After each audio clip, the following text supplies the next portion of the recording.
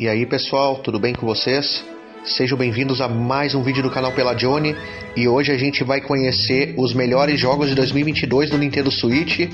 E eu reservei 5 jogos, né, que eu joguei e tive a experiência, né, de experimentar esse ano. E a gente vai ver quais são os jogos que eu escolhi aí para 2022 aí, para marcar aí o final de ano aí, a virada de ano que já passou. Vamos conferir então? Ah, e se você não for inscrito, já se inscreve aí no canal Pelagione aí para nos dar uma força aí.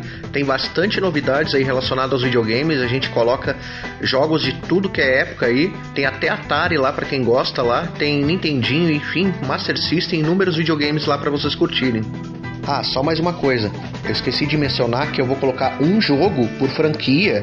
E por conta disso, não vou repetir então, né? Por exemplo, não vai ter 2 Pokémons, 2 Kirby's, enfim, jogos aí que saíram esse ano. Vou colocar um jogo só por franquia para vocês saberem o que eu escolhi para esse ano, tá bom? E agora sim, agora bora lá. Depois da vinheta aí, vamos conhecer.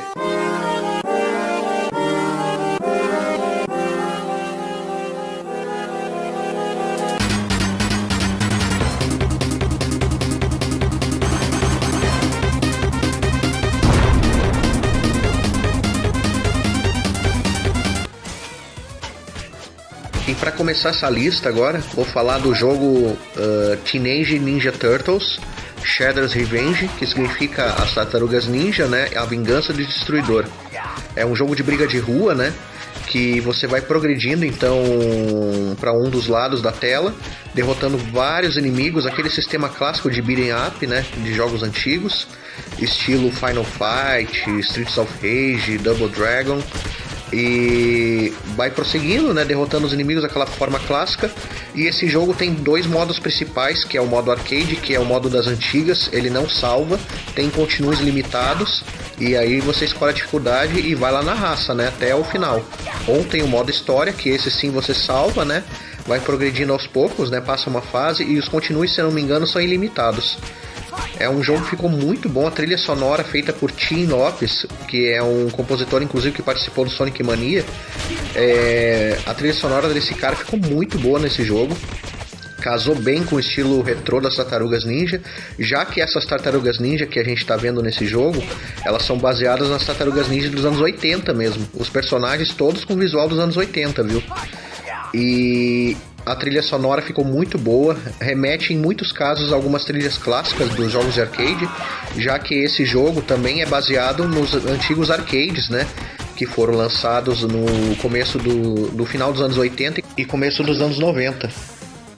O jogo foi desenvolvido pela Tribute Games, né, que diferentemente dos jogos anteriores para arcade, que foram lançados pela Konami, dessa vez foi essa empresa e foi publicado pela Dotemu, que anda publicando vários jogos estilo retrô e alguns remasters de jogos antigos também que tem lançados, né?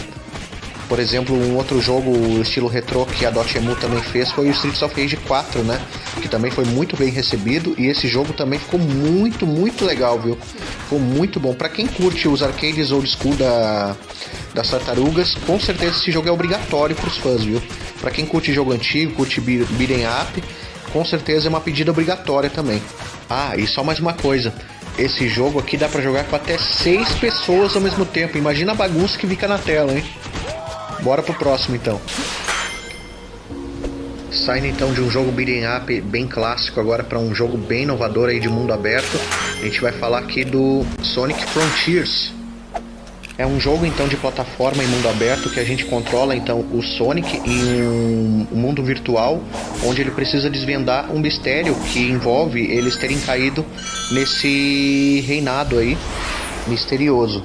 Além disso, os amigos do Sonic ficaram presos em um campo cibernético onde o Sonic precisa salvá-los também.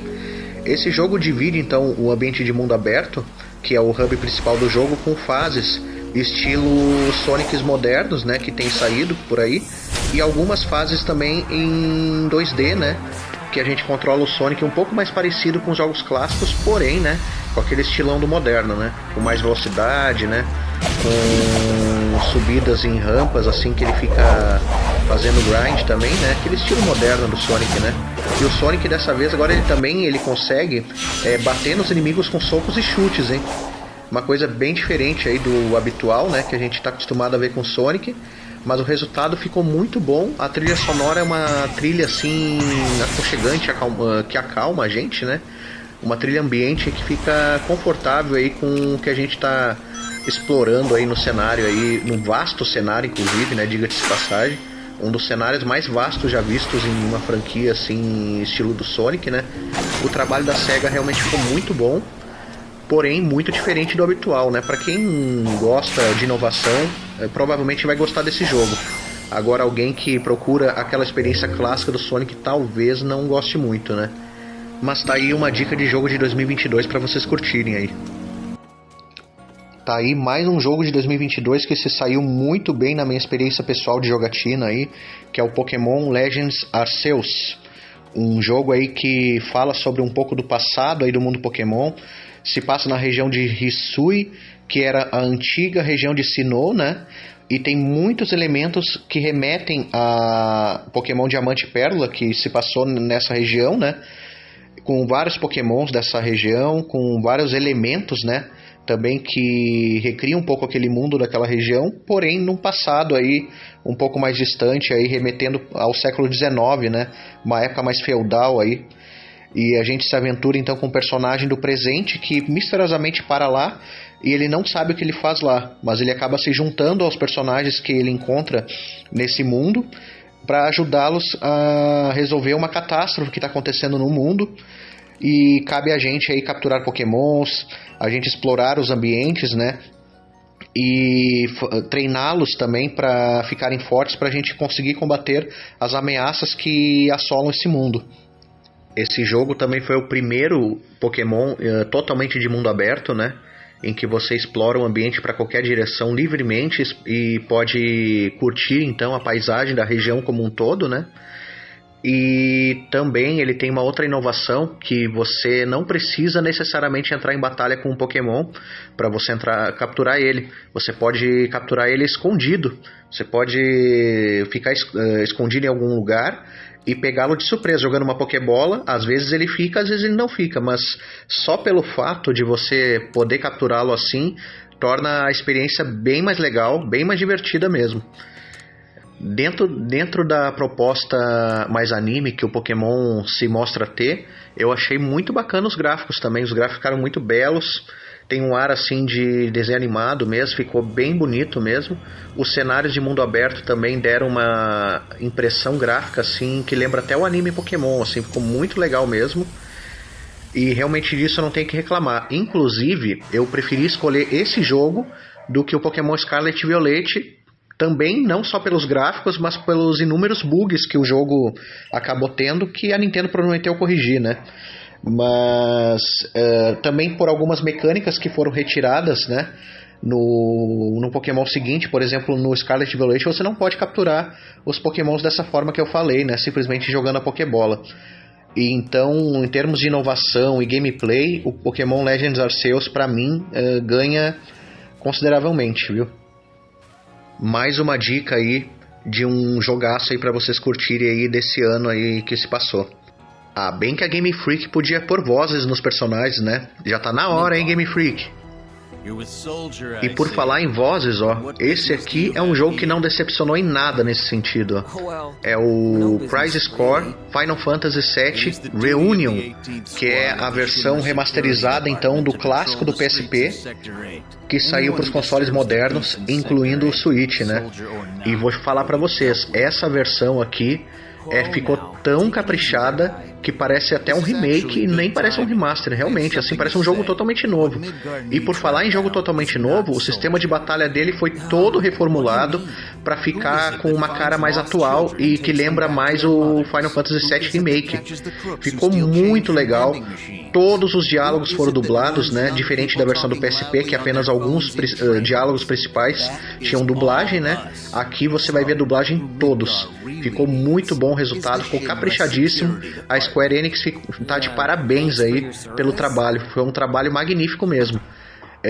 A Square Enix tinha assim, vamos dizer, faltado capricho em alguns jogos assim da linha mais recente, mas esse aqui eu vou falar pra vocês, nota 10, ficou muito bom, recomendadíssimo pros donos de Switch e plataformas modernas. Joguem esse jogo, hein? Ficou fantástico. Aqui você controla o Zack Fair, que é um aspirante a soldado de primeira classe da organização chamada Shinra. E aqui você vai passando por várias missões ordenadas pela Shinra, né? E você vê a história dele com o mestre dele, o Endil, e também fala sobre a herança da Buster Sword, que é a espada que mais tarde no Final Fantasy VII o Cloud ele acaba usando, né? E por falar no Cloud, ele também aparece, né, no jogo mais pra frente, que Zack conhece, meio que acaba ensinando várias coisas, né? Acaba ajudando ele. E vários personagens clássicos aí do Final Fantasy VII também aparecem. A Yuffie aparece, a Tifa e, claro, né, o antagonista aí, todo poderoso Sephiroth aparece também. E eis o jogo que mais me surpreendeu em 2022, o Kirby and the Forgotten Land, um jogo controlado aí pela bolinha rosa aí mais amada da Nintendo aí. Esse jogo aqui, diferentemente de todos os outros jogos da série, esse jogo aqui ele tem jogabilidade 3D, apesar de ter caminhos pré-determinados, né? Mas os cenários e detalhes do jogo ficou muito bem feito, mas muito bem feito mesmo. A trilha sonora ficou sensacional, os gráficos ficaram lindos para os padrões do Switch. A gameplay dele ficou super divertida, super intuitiva também.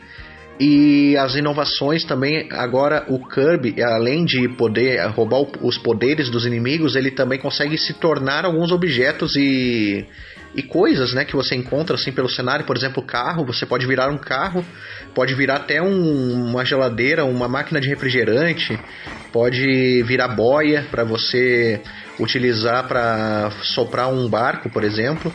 Enfim, né, você vira vários objetos aí que você precisa para você desvendar os mistérios aí das fases aí, pegar os itens escondidos. Os inimigos desse jogo ficaram muito legais também.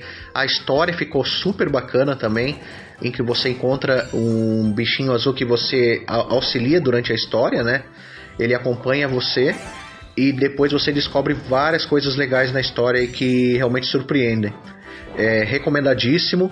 Quem gosta da bolinha rosa da Nintendo, com certeza vai amar esse jogo. Esse jogo é muito bom mesmo, sensacional.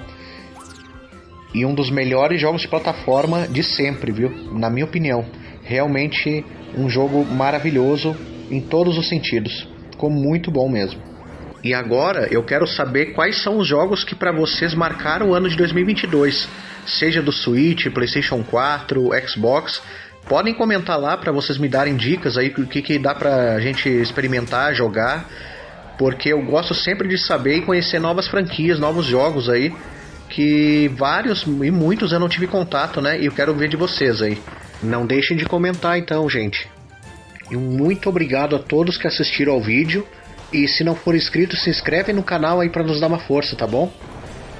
É isso aí, vou deixando o vídeo por aqui.